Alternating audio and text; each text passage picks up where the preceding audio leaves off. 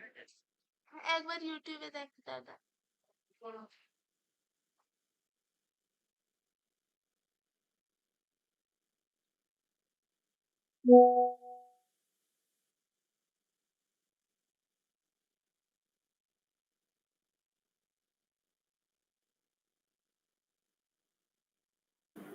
Start.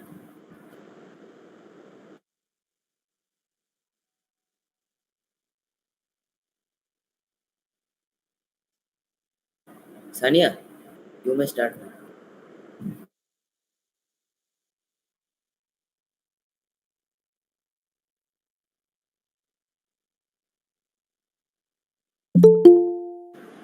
Nada, can you hear me? Yeah, perfect. Okay, you can start right now. So good morning, everyone. Welcome to this brand new episode of Stroke Out Insight. I am Sanya Gupta, and I'm currently pursuing my third year at construction engineering at Jadavpur University. And here with us is also Sopusachi Sen, who is also a pre-final year student at Jadavpur University. And today we are very excited to have Mr. Anubhav here with us. So Dada is currently doing his postdoctoral research at Stanford University. He has also completed studies at Penn State and Southern universities. He has also completed various reputable research internships at IITs and Indian Institute of Science. So let's get started. So Dada, can you please talk about... Do you hear me Yeah. all right? Yes. Okay, perfect. Hi. So yeah, thank you very much for the introduction. I mean, I don't know what to talk about myself, or it's a little awkward. But yeah, so I got my undergrad at the construction engineering department in Jadavpur University, and I graduated in 2016. And right then, I started my master's at the Alabama, and that was in aerospace engineering and mechanics. So I always knew about these connections, or I was little aware about these connections when I was pursuing my undergrad between different departments of material science, mechanical engineering, aerospace, naval architecture, and civil engineering, and things like that. And the connection was basically structural mechanics, for our case. So I followed that pathway, and I was kind of flexible to any department or any discipline per se. So I got my master's offer from Alabama, and that was in aerospace, incidentally. I started working on composite materials, some special type of materials that is widely used in aerospace structures. So I got my training in atomistic modeling of fracture mechanics. That time I was very interested in fracture mechanics. I was introduced to nanoscale phenomena, how things happen, how things kind of originate from the nanoscale, and that translates to the macro scale phenomena that we see in our real world, like failure of bridges or failure of structures. So I was always very interested to explore where does it begin, or what is the source of all of that. So that was my time. Like during my master's, I ventured that area. Then during my PhD, I was looking at the micro scale. Like, what do you do with all the atomistic information? You kind of average them out to have some understanding in the micro scale, for example, and then the macro scale. So those multi-scale interpretation of nanoscale phenomena or sub-microscopic phenomena is what I was studying during my PhD. It is popularly known as statistic homogenization, by which you homogenize heterogeneous properties. And I can talk more about that. And then I graduated with my PhD in 2023 fall, 2023 December. And 24, that is the last year I was at Sorbonne University, pursuing some postdoc. That was also in aerospace structures. The problem was in aerospace structures like ductile fatigue failure of components in combustion chambers of mass space shuttles. So I was kind of investigating that. Again, that was a multi-scale study that we were doing. And then I joined Stanford this 2025 January, so right after that experience. And now I am again back to aerospace. This is a spacecraft. I mean, rather towards the space side, not the aircraft side. So what I'm studying right now is a structure called Starshades. It's a very special structure designed to diffract light of the neighboring stars, sun-like stars. to have some visuals of planets or exoplanets that kind of surround those planets. So it is about that, and it is ensuring the structural stability and kind of the durability of the material that is sent out to space. That's what we're concerned about, or we are designing. So yeah, that's I think a bit of an introduction of myself. Thank you so much. It sounds very interesting. And also, you were studying construction engineering and then you ventured into other fields like aerospace and others. So, what inspired that? Like, what was the turning point that made you interested in those other fields? Sure. Yeah, it's a good question. I think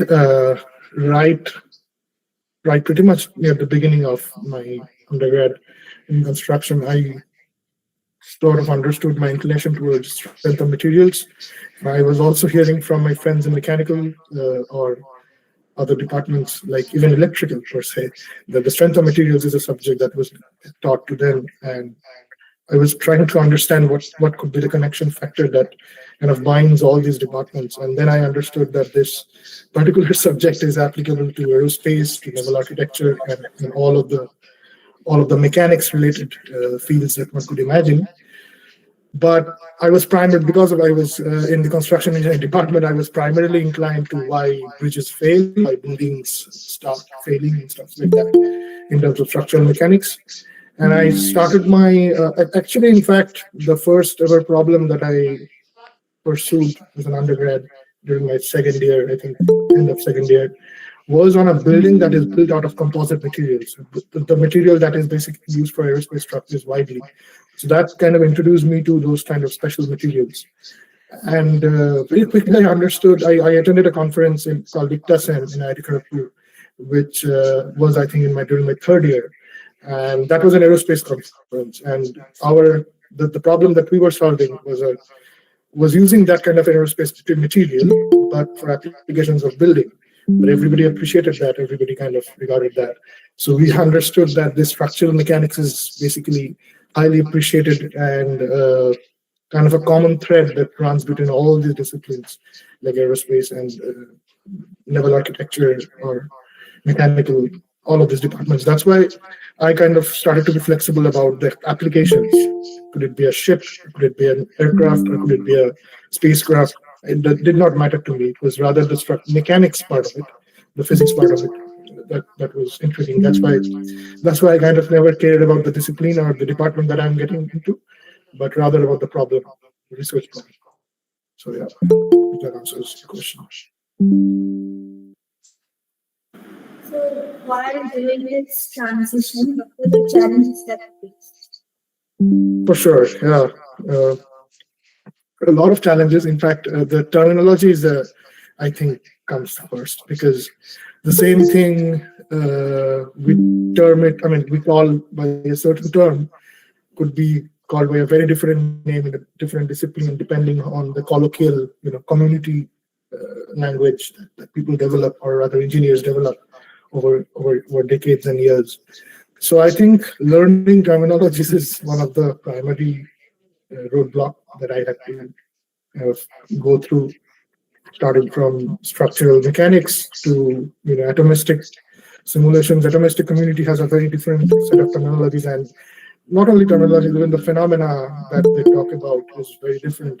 And we have some interpretation for real world, so that's why we have some translation.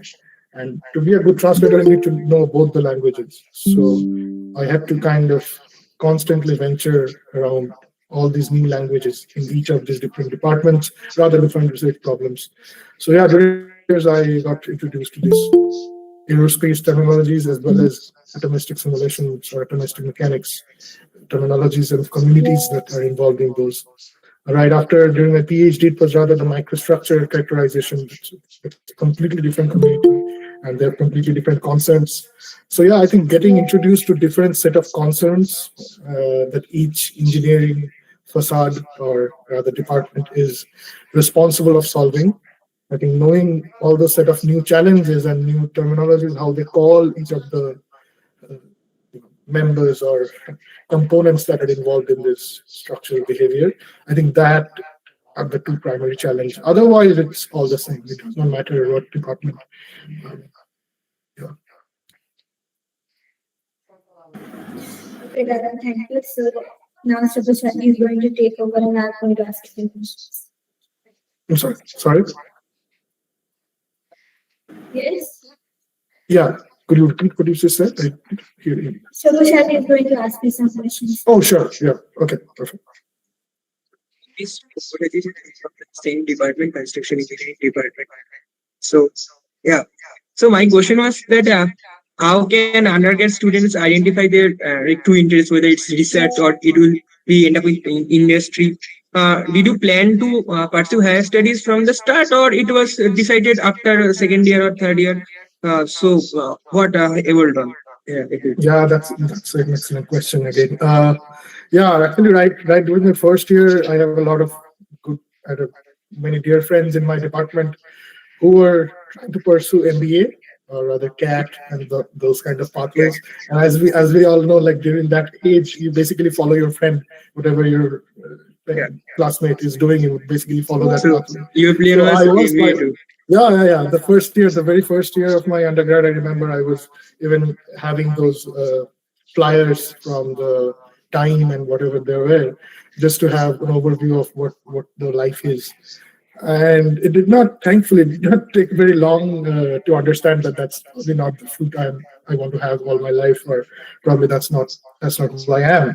But it took a couple of months, maybe 3 months, or maybe a semester or something like that. But thanks to that course called Strength of Materials, that was very motivating Yeah, me to change my to change my plans completely and kind of deviate myself to structural design. But I was still interested in industry.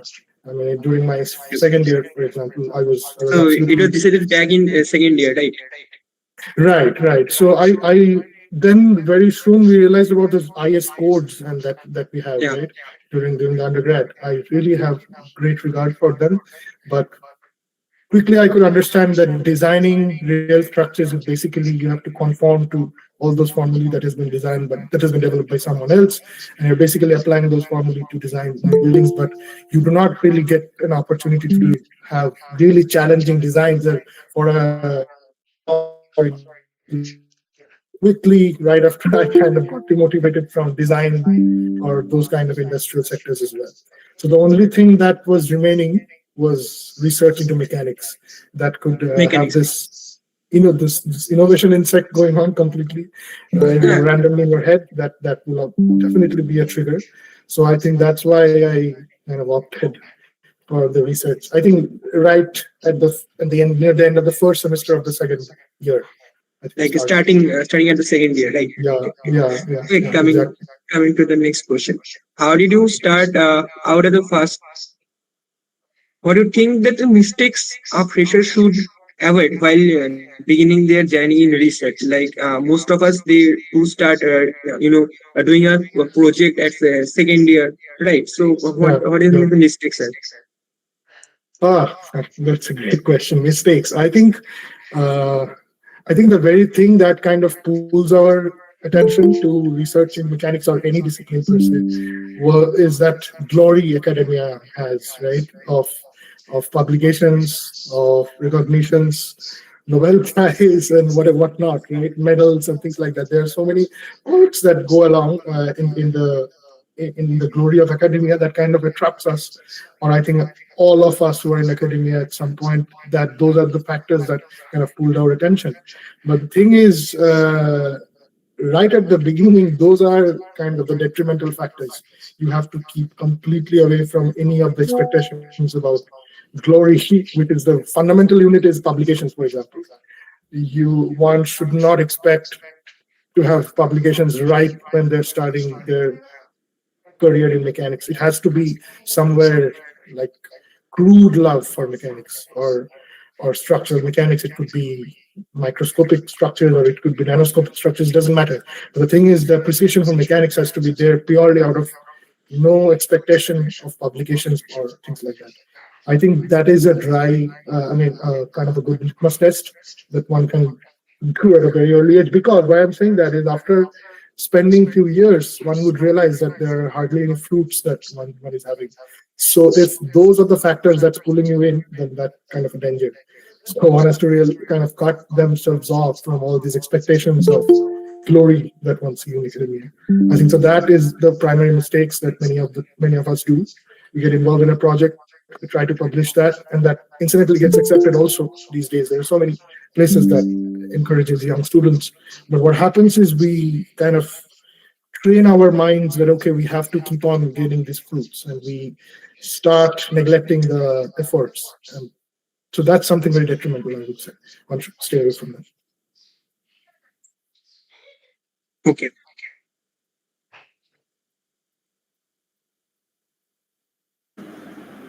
So, my next question is, you have completed a lot of research internships from IITs and IISc.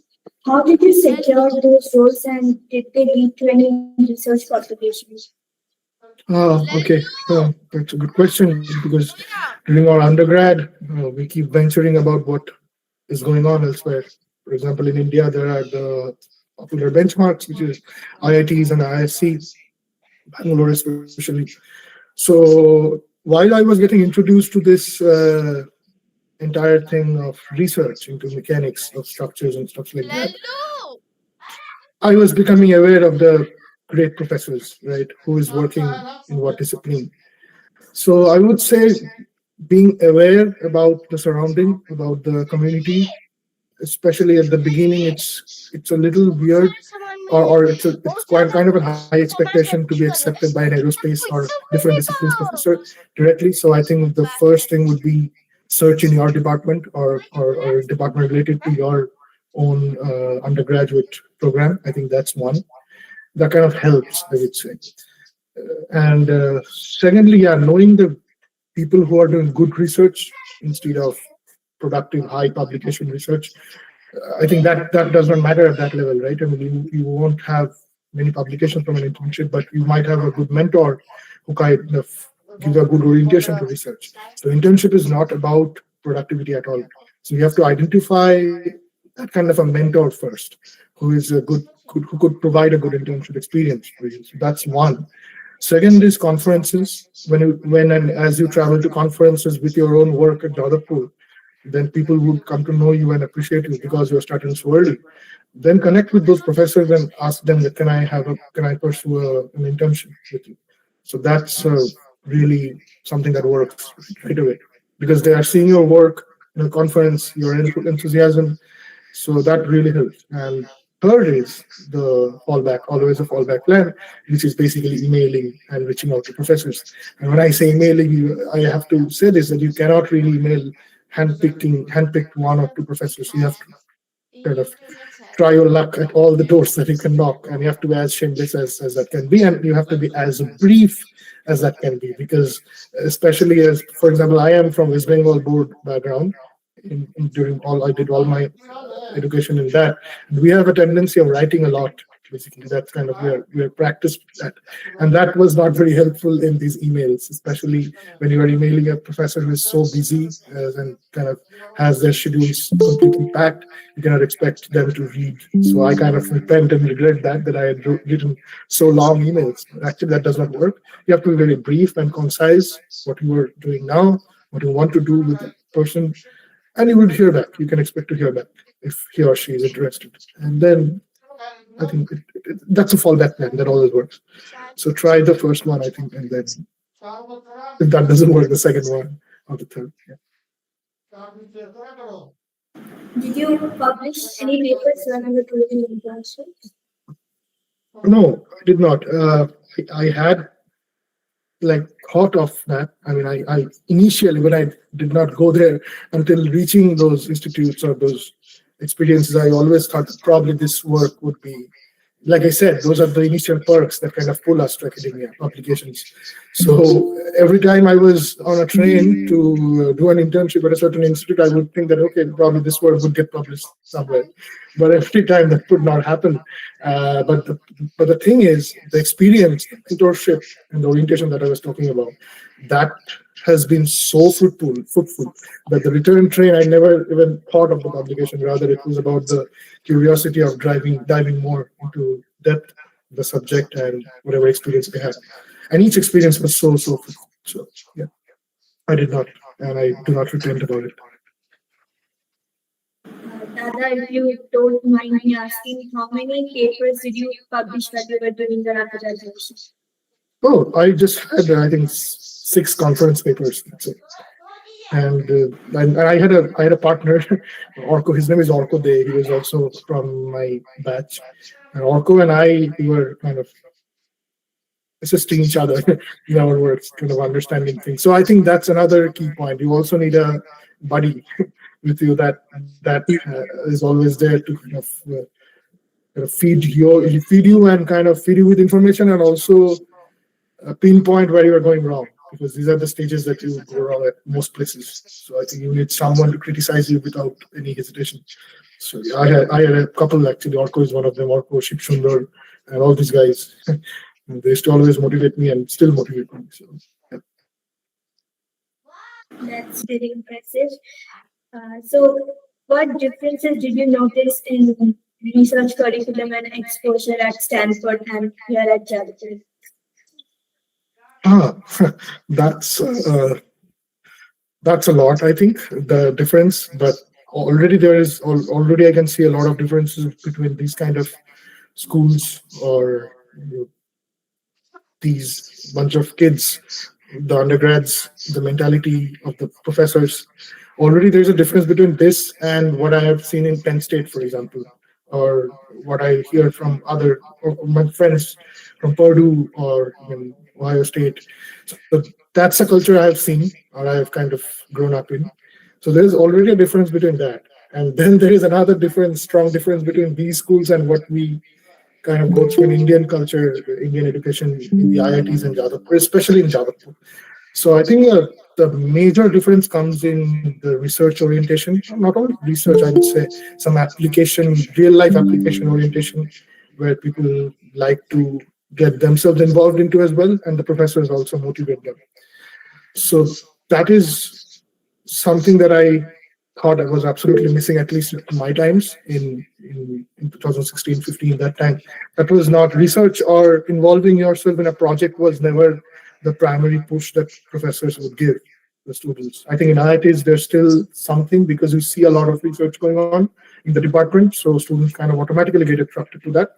That was a lot missing in Jadavpur, I would say. Like, it might not be research. It could be just getting you involved, yourself involved in some kind of internship that is not necessarily academic. It could be industrial. It could be some project that you're developing, or you're building a product that you might write a paper on, or things like that. So this mentality is very much missing, as I understood in Jadavpur, at least at those times. I'm not sure what is the scenario right now. And even in these Penn State, or these universities like Penn State, or what I hear from my friends in Georgia Tech or even Purdue, there is a lot of race going on in there, because there are a lot of bunch of good students who are coming in there, and a lot of great classes, uh, strong invigilators, strong examiners, and things like that. It's a really brutal process that goes on in these schools. But what I see here at Stanford is people are really chilled out. They are so chilled out. I mean, I could not even relate to them for at least a couple of months in the beginning. Starting from PhD students to undergrads, it's a very chilled atmosphere. Even the professors, they're extremely chilled. I mean, of course, they ought to be, because of the standard they're maintaining and they have been maintaining. So they do not have that desperation that we see in the other good universities, and also in Indian IITs, where we're always in a race to prove ourselves, because someone else would take our place, someone else would take our grant, someone else would get the money, and I will not be able to recruit a PhD student, things like that. But these schools, they do not have those kind of pressure, because the industrial agencies or the academic agencies are actually queuing themselves, you know, to give them funds. So that's why there is no desperation of proving yourself to be a huge researcher is absolutely missing in these schools. So I think, and that reflects throughout in class coursework, how they teach, how they mentor students. I think that's a huge difference. So already a difference between here and the other good schools, like I mentioned, like Penn State, Georgia Tech, and the schools. And then there is still amount of passion in the students or the classrooms that I've seen in Penn State. But in Jadavpur, for example, we are, or in many schools in India, we are mostly kind of gain a textbookish knowledge and kind of mug up the same questions that we kind of know what is to come in the semester, at least it used to happen in our times, and mostly pose a very boring narrative of courseworks. It's not very engaging or interactive, is what I find. But here it's really people kind of look forward to attending classes. Classes are kind of perks to them. So that's something that I've never seen. At least I never felt that kind of urge when I was an undergrad. So yeah. Next question is from my side. Sorry. Can you talk? Next question is from my side. Sure, yeah. Favorite. Can you talk a bit about NASA's Exoplanet exploration program? If it is, if you can. Yeah. Oh yeah, absolutely. So basically, Like what they're doing with their plan. Sure. So basically, the idea has been to have understandings of other solar systems, because we have one star, which is the sun. There are a lot of other solar systems. Now the question is, to have an understanding of them, you have to have a visual on them, because from visual images you can decipher a lot of information about what is going on inside, about the information on the water content that one can expect, and things like that. Like having a visual, by a visual I mean you have a stack of visuals at different times, at different time steps. From those you can guess the velocity, for example, of an exoplanet orbiting its local orbit. So you can gather a lot of information by just looking at them. But the problem is, as of now, there has not been a very good instrument that can guard the brightness of the stars, because the stars are bright, right? And so there has to be something that could kind of blanket the brightness of those stars, so that we can have some visuals of what is surrounding them. Because right now, for example, the James Webb telescope, if you see most of the images of the earlier attempts that has been made of imaging these kind of things, you would see that it has been blurred by the brightness of the stars. So scientists have been researching, I think, since late the first decade of 2000, like 2008, 2009-ish. That time, they kind of proposed this idea of having a blanket-like structure sent out to space that can basically guard the stars, like for example the sun-like stars in that particular solar system, and by guarding it, it can diffract some optical, some light that is coming out of that star, and use that light to have the visuals of the exoplanets that are surrounding them. So that is the idea that we have been working on for a long time. And as of my knowledge, there has been this parallel efforts at the Jet Propulsion Laboratory at Caltech, and also the Jet Propulsion Laboratory at Princeton. So these two labs were the first to start or push all their efforts to that, to these structures called Starshades.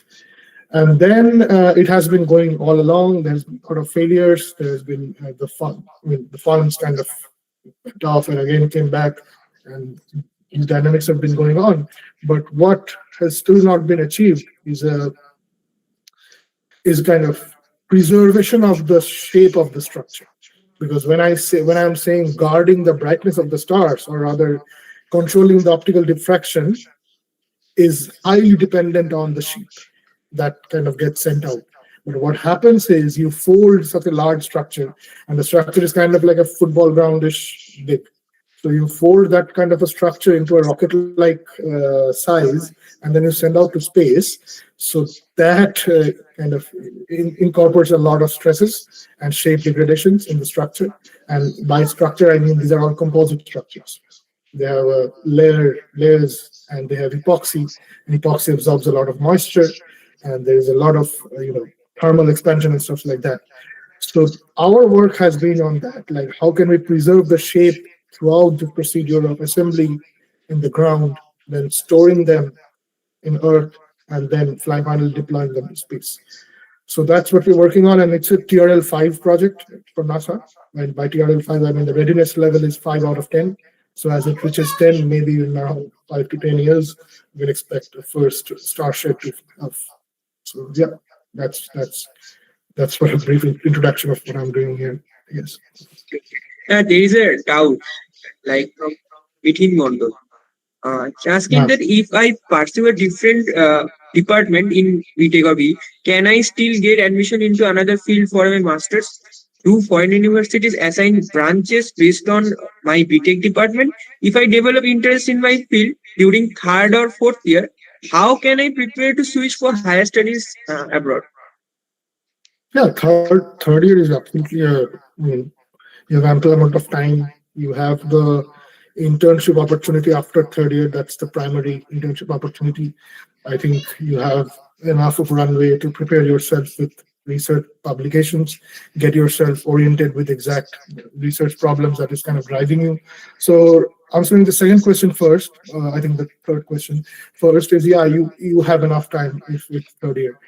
If it's your fourth year, then it would be a little trickier as it was in the past, because you have to appear for a lot of tests like GRE and TOEFL. But I think in many of the universities are not kind of enforcing GRE as one of the parameters these days. So if these tests are not there, you can still prepare and submit your applications even if you're in the fourth year. But yeah, I mean, I would encourage then that year has to be fruitful in terms of research or your orientation with research. So I think the second semester of fourth year is too late to take a decision, and I'm known to call that a late in general. But if someone wants to pursue a master's right after the bachelor's, then it's kind of late, fourth year second sem. So I think fourth year first sem should be the last semester when someone would want to switch. And regarding the switching departments, I think it does not matter at all. Even in India these days, IISc, for example, offers this They are offering. master's program. Yeah, they offer courses cross disciplines, so they don't care at all which department they're undergrad from. And in the foreign But I guess institutes, IITs still have barriers, right? some there are, like, they kind of prefer your undergrad department because of the orientation. You are trained with certain terminologies and things like that. That kind of helps the department, or rather the professors, to sail along. But yeah, I think it's kind of dissolving. The lines are starting to getting blurred day by day. And in the US or UK, as I'm aware about European universities as well, they just don't give a at all. They don't care at all about what undergrad department you are at. But you have to trigger that kind of a motivation that aligns your research interest with their research activities. So that alignment has to be very much communicated. So given that is there, I mean, the switching is not a thing. Okay. Next question from my side. Which skills do you think one should cultivate if they decide to follow the research path, like During undergrad, leaving undergrad? okay, you were asking about the skills, right? Skills, right? Skills. Okay, yeah, for sure.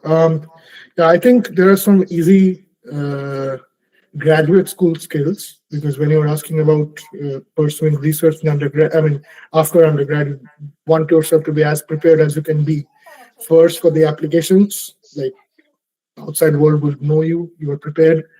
And second, you are also kind of habituating, you are practicing yourself with things that you'll be doing in a couple of years.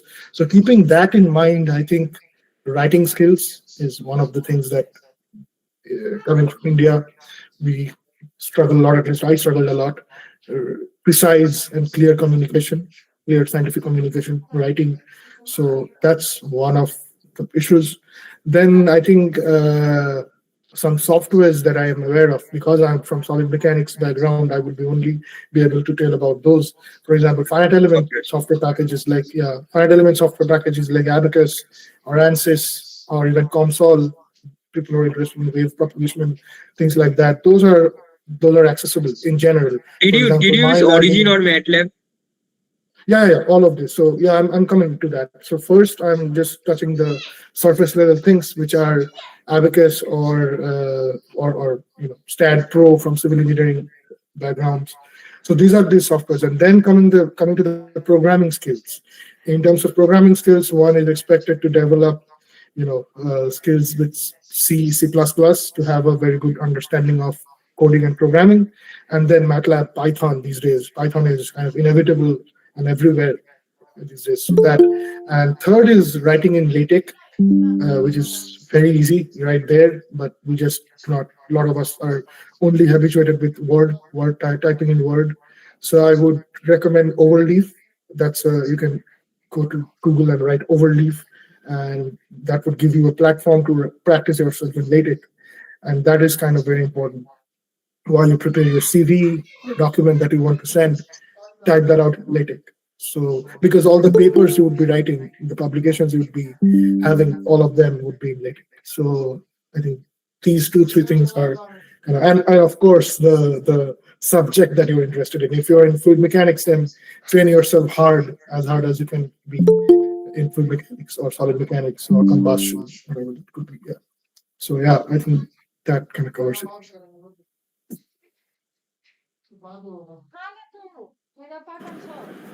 So, for somebody who is interested in computational mechanics, how do you think they should start building their practical knowledge, like through coding or simulations?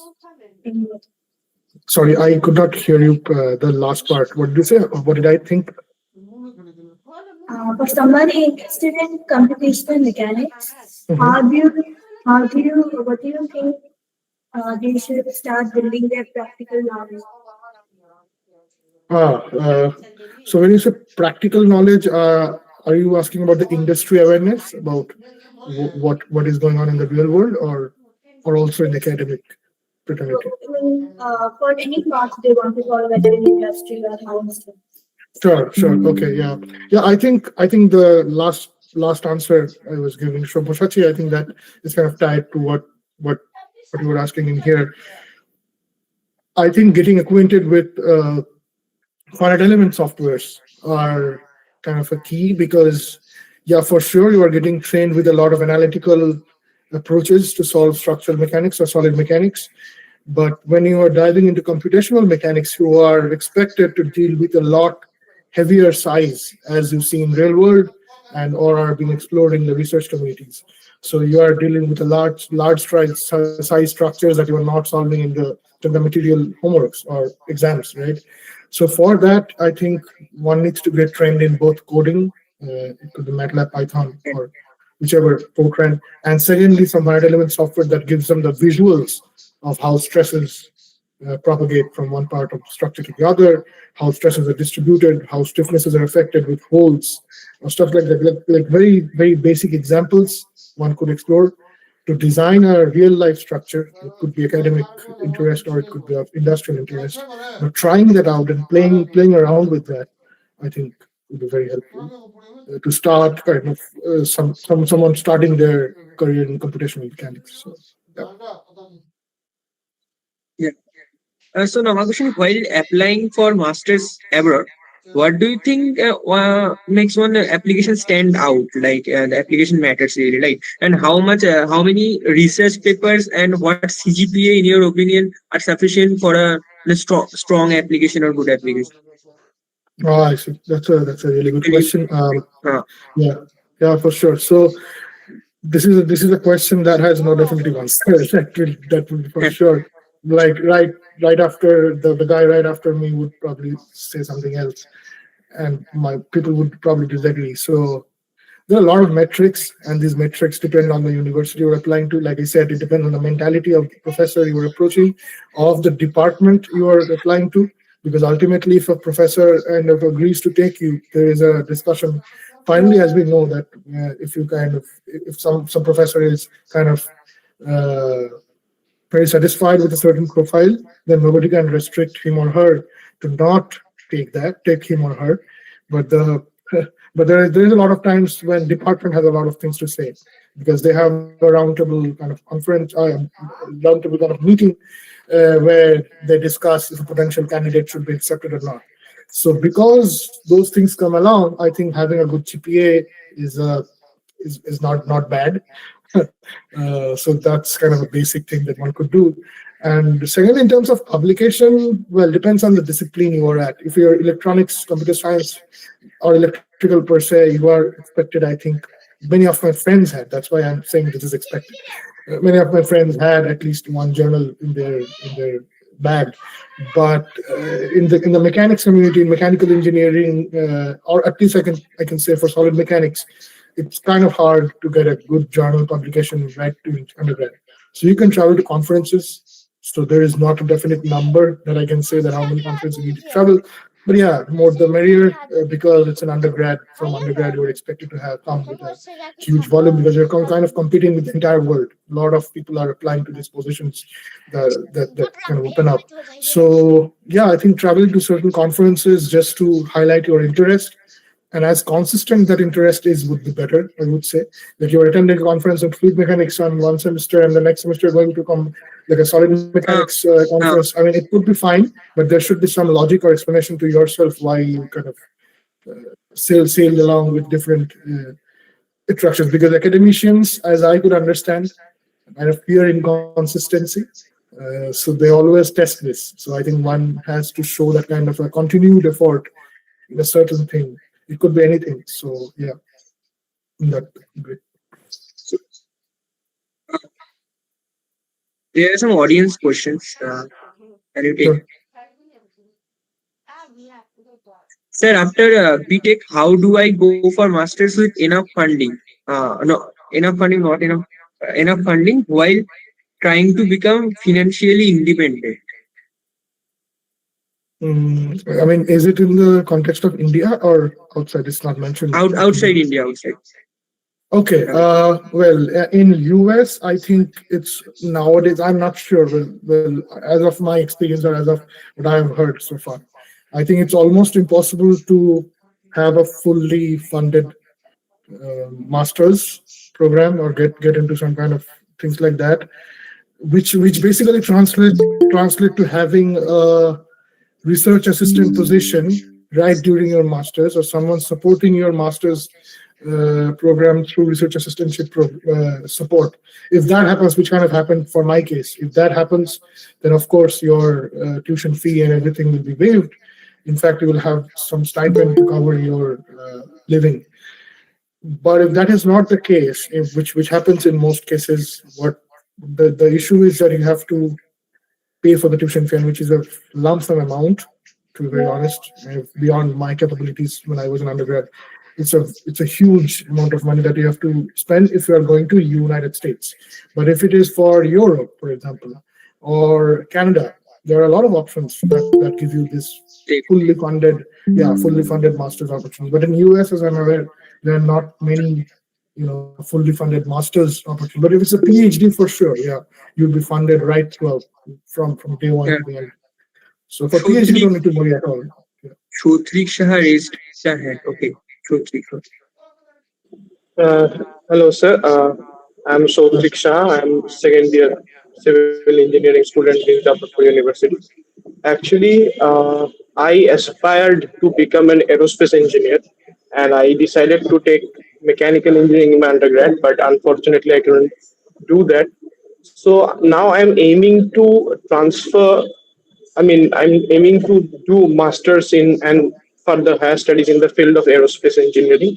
So, is that possible from transitioning civil engineering to aerospace engineering, especially in the field of aerospace structures or that like of field?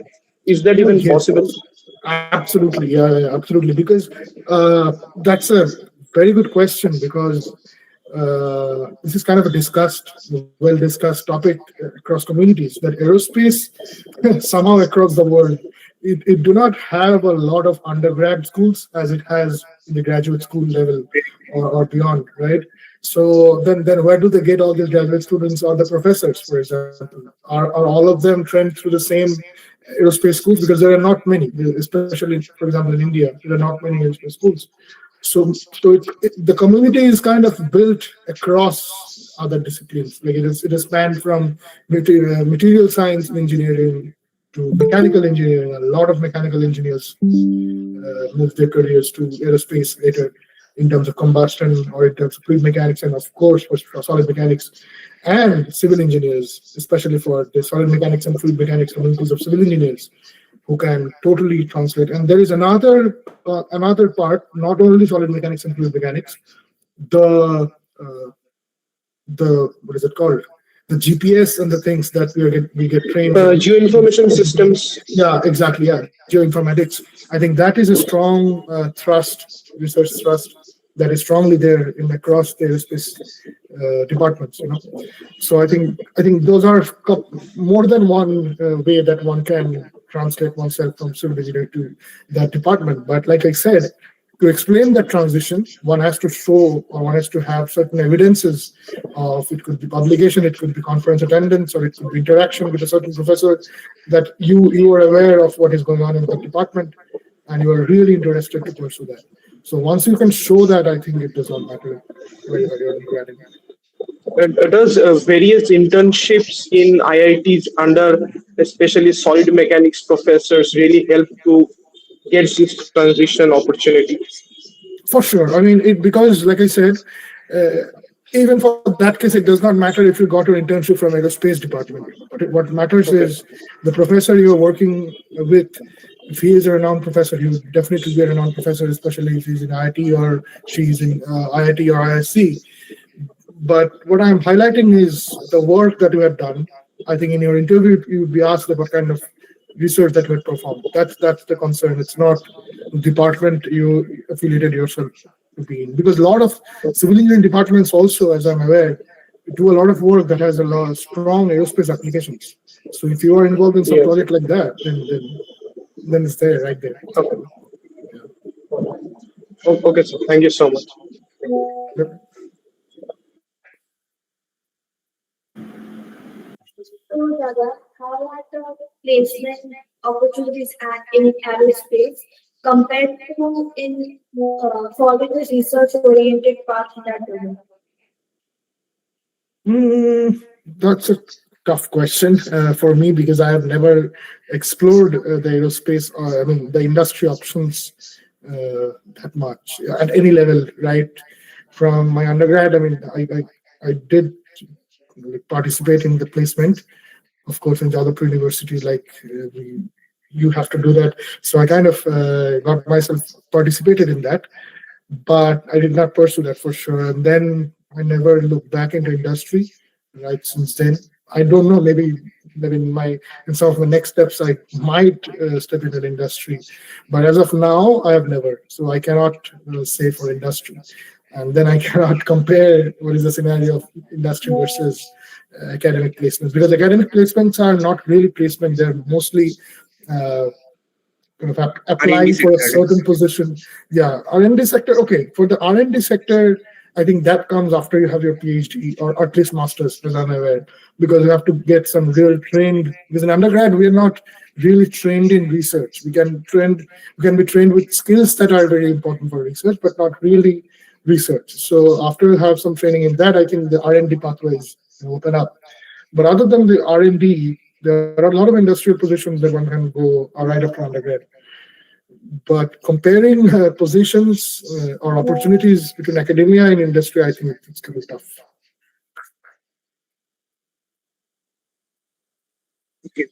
So Suman Sharma is asking, is GRE compulsory for admission to top research institutes in US? I am hearing that it is becoming less important. Not only less important, most of the universities are not even asking for this course. So I would say it's not. The But TOEFL is also not uh, mandatory, the no? TOEFL, I think in many places, TOEFL still is, as I could hear. And TOEFL is an exam that you do not really prepare for. You just appear and kind of perform whatever you know, and they don't care much. But GRE kind of needed that long preparation time and stuff like that. So yeah, GRE is gone for most universities, as I'm aware. And that's a good news. So either GRE or TOEFL. No, I mean, no, there's not either or. So basically, in the earlier time when we kind of got in, there was a compulsory. Both of them were compulsory, at least for US. For Canada, it was Okay, just okay. TOEFL, but for US, it was GRE and TOEFL. And I think for Europe and UK, I guess it was the other example, it was IELTS. That was so. Yeah, I think these are getting less of importance these days, which is great for academia. So, There are some technical questions. So, sure. getting into computational mechanics, as we know, that it might be a bit tedious and early stage. Since it's accumulation of numerical methods and core mechanics, many of us are unable to get the motivation in it. So, how should a student approach the field as a whole, like how to start and research? Okay, okay, I see. Yeah, that's a very good question. I think it's a question of motivation. So yeah, I think first, if one wants to, I'm assuming that someone who wants to know or wants to get motivated about a certain subject, they have developed certain interest about the subject, at least to some level, right? So following that interest, I think the first thing one can do is get in touch with the professor who is working on that field, and you can also look into the recent publications or whatever they're working on. And based on that, you kind of said, okay, this is the person I'm going to follow or not follow. Just go along, at least get trained with for a few months during your undergrad. But then I think he or she, that professor, would be enough to motivate the particular student to the research that is going on in that discipline, the hot topics that are there. So that's one. I think getting in touch with your seniors, your peers, or your faculty who are motivated in that particular subject. So that's one. And I mean, speaking about computational mechanics in general, I can talk for an hour, but I don't want to do that. I think to be very brief and concise, I think the thing that one might help themselves to motivate is basically there are two terms, computational and mechanics. Now, mechanics, we are always, I mean, we have been getting trained from class two level, right? And we develop certain interest in that. Computational part comes to replace experiments, basically, because you cannot test a certain thing, a certain idea, or a certain material in 40 or 50 or 1,000 batches, right? But you can run 10,000 simulations on a certain night in a computer. So I think that's where the computational part kind of rides over. And computational mechanics is a kind of an inevitable skill, or rather a resource that has been in use in industries because they want to test certain ideas, they simulate that. So computational mechanics is nothing but like a simulator, like a flight simulator, like an experience what would happen to a certain structure or certain material after going through certain conditions like temperature increment, moisture absorption, or mechanical stresses, how the material structure behave is what we're interested in. And this is a question that is there everywhere across agriculture, aerospace, naval, every discipline. You have to model that particular thing to understand if it is an okay structure or okay design. So in kind of approval of designs come from computational mechanics, because you cannot go on and test a lot of experiments in real life. So yeah, I think that that could be a good motivation for us to do.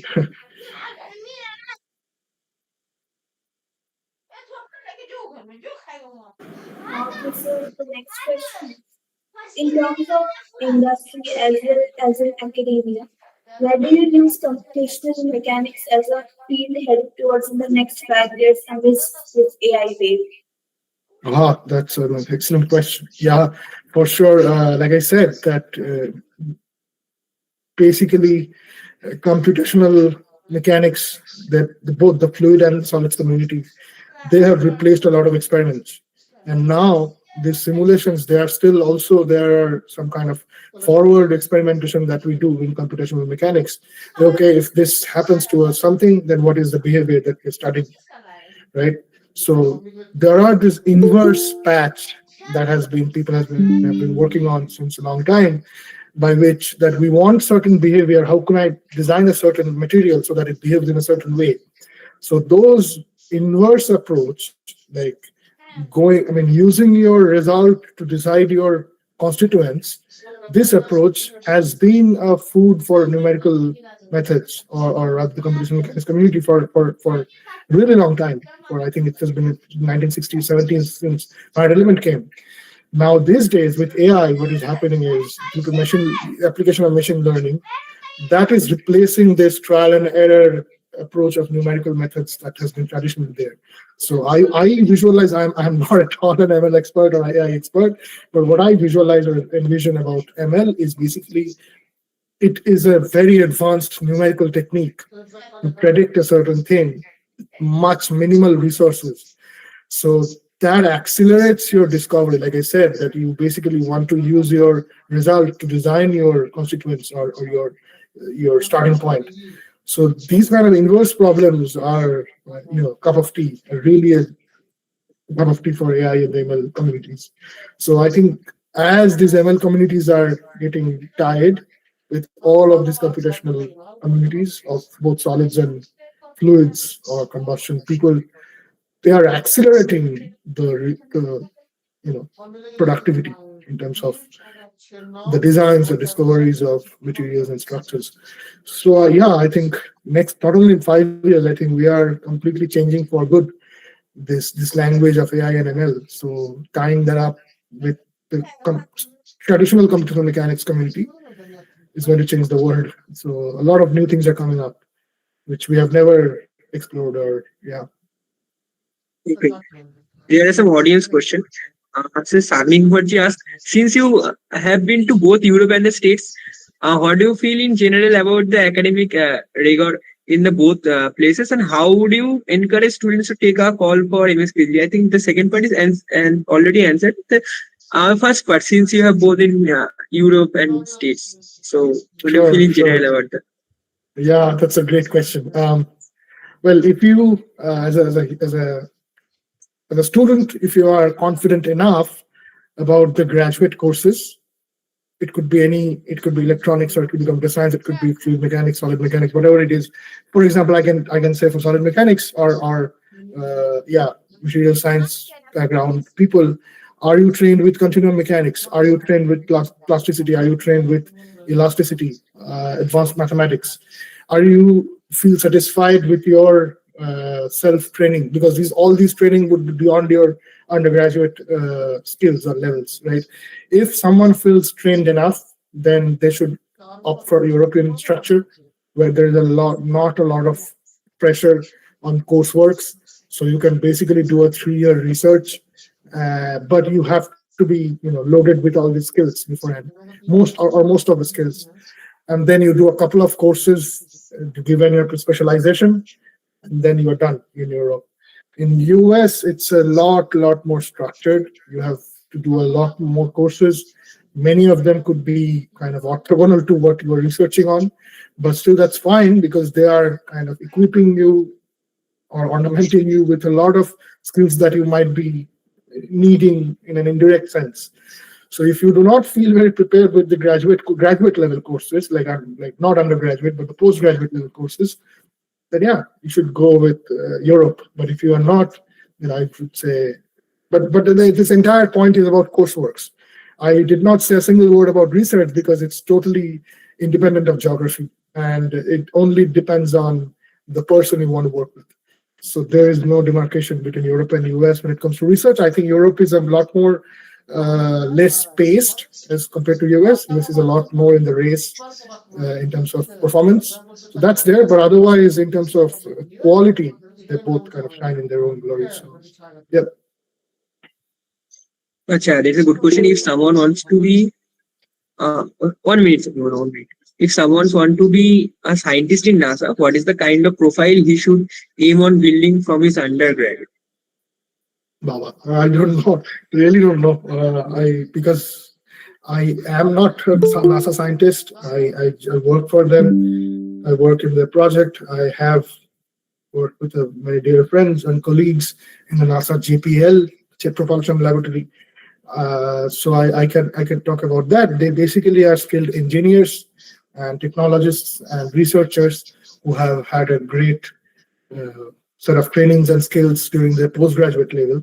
But from undergrad, I think if we talk about profile, yeah, these are very popular positions. A lot of people are applying to them. First of all, many of these positions are citizenship oriented, so you cannot even apply to that being an Indian. But if you can apply to that as an Indian, then a lot of countries are also allowed to apply for the position. So you need to have a really, what we call an attractive profile that has a lot of publications and attending summer schools, attending internships, interactions, whatever you can add to your basket. And that has to be, a lot of it has to be oriented towards aerospace. That's all you can do as an undergrad. But as a postgrad, depending on which country you are at, if you are in the US, then yeah, you can do internships as a postgrad in the NASA laboratories. Also, as an undergrad, you can participate in these NASA competitions that they hold in every year. But I don't know where to get funds from, like international travel funds. If you can gather that somehow, or collect that from, or get that sponsored by someone, then yeah, you can attend those challenges, those things, just to show your interest of working in NASA. But then, practically speaking, right after your postgraduate, like PhD or masters, you can get yourself a postdoctoral offer at somewhere at a NASA lab. A lot of people, there is a popular program called NASA Postdoc or Postdoc NASA, something like that. So from that, a lot of them graduate into what is called staff scientists or researchers. So that is, staff scientist is kind of more of a permanent position than postdoc. So after postdoc, you kind of translate smoothly into that position if you're performing well, or if NASA thinks that your skill will be very important. So yeah, those are the things that I think answer the question. আচ্ছা, স্বপ্নান raised hands. Swapnanjan, please.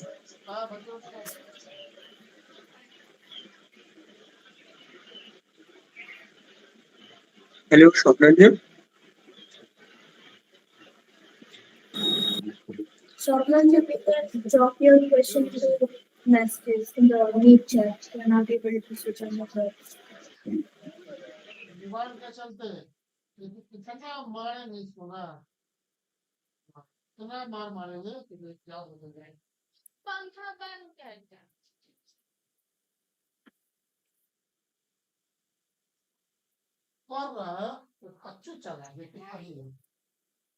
Swapnanjan? Yes, yes. Okay, there's a Hello? question from Ru. Yeah. Yeah. Now ask. Okay. Sorry. Sure. Ask.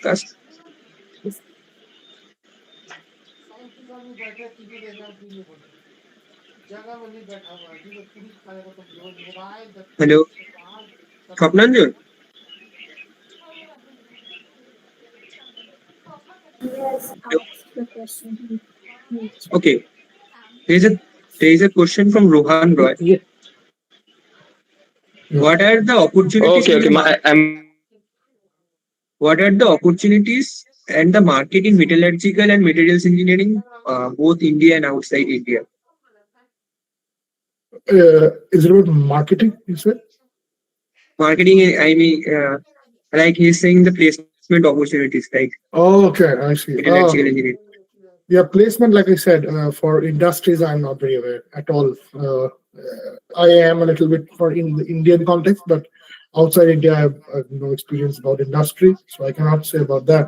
But if someone is interested in pursuing research in material science and metallurgy, for example, then yeah, there is a lot of things going to go on. And if someone is asking from a civil engineering or construction engineering context, then yeah, we study materials. We study one of the most complicated materials called soil, and construction materials like concrete, which are extremely complex materials. That's why we have this training of the chemistry that goes on inside these materials. So I think those skills are kind of attractive for material science and metallurgy community, and especially if somebody is working in RCC, reinforced cement concrete, or steel, for example, they have direct applications to metallurgical research. So if somebody is applying to pursue higher studies or research in material science and metallurgy, I think there's a lot of bridges that one can connect in terms of metals and composites as well. So yeah. but I cannot say anything about placement. It's-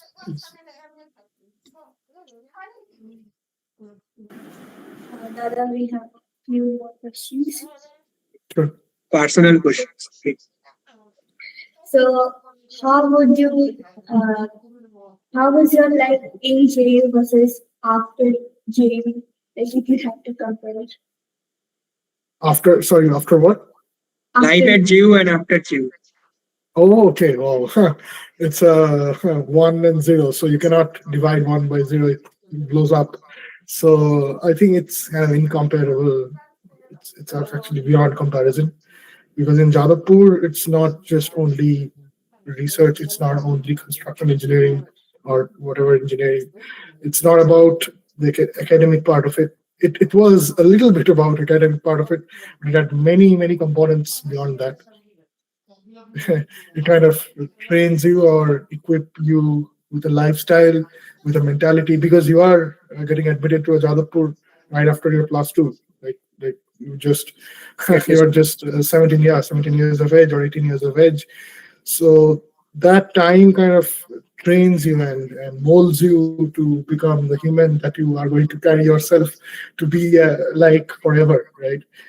So I think Jadavpur shaped me in many ways, especially in terms of mentality or having certain politics of uh, of understanding the society, humans, how humans interact, the basic things that many of the students lack from other campuses. Jadavpur has this year-round things of activities and interactions between the students, between students and faculty, between students and administration, for example. So we understand how administration work in a very general framework. So I think Jadavpur students are a lot matured than many other institutions. I have to be, selfish about that. We are kind of trained or curated in a certain environment by the students, for sure, by how FETSU is designed. Uh, I mean, Jadavpur is shaped in a certain way that one is prepared in a very different. So yeah, I did a lot of, I was involved in Sanskriti quite deeply ever since my first year to fourth year. Then I was involved in a lot of student activities, and I have always been playing guitar, so in music and a lot of art does and stuff like that. That kind of enriched me a lot, motivated me a lot to pursue this kind of lifestyle that I am leading right now. It's not filled with money, it's not filled with a lot of glory, but it's filled with a lot of okay, nice milestones, I would say, for myself, or live a life for myself. So this kind of philosophy, I think, comes directly out from Jadavpur University. So that was what I what I kind of got from Jadavpur tenure. But right after, it was full of only studies and research and like that. So I can only say about myself that after Jadavpur, it's not. I think a big part of my life has been just shut off, and it's the research and academia that's been taking along. So it's completely beyond comparison before and after. Okay. Reputation of JU in various places like for Stanford, Winston. They know about JU, all the hard thing they heard. Yeah, I would have to, I think, mention about Orchi Shama Dash, who was a batchmate of mine and who happened to be the first undergrad from Jadavpur who got into Stanford right after the undergrad. There was none before. So that was Uh, the first record. Yeah, she was from my batch. She was from instrumentation engineering. okay. Then she got her, yeah. Then she got a PhD offer from Stanford. So I think she was, yeah. And after that, I am not sure how many PhDs there are from Stanford who got their undergrad from Jadavpur, but there are a lot of postdocs, I'm sure, Your because postdocs, right? yeah, actually these universities are mostly the research or these universities are mostly run by the postdocs, like Stanford or Harvard or MIT, you know. So I'm sure there has been a lot of postdocs who got there later on, and through these people get to know about these undergrad universities where we were at. So yeah, I'm sure there's a good amount of people who would know about Jadavpur University.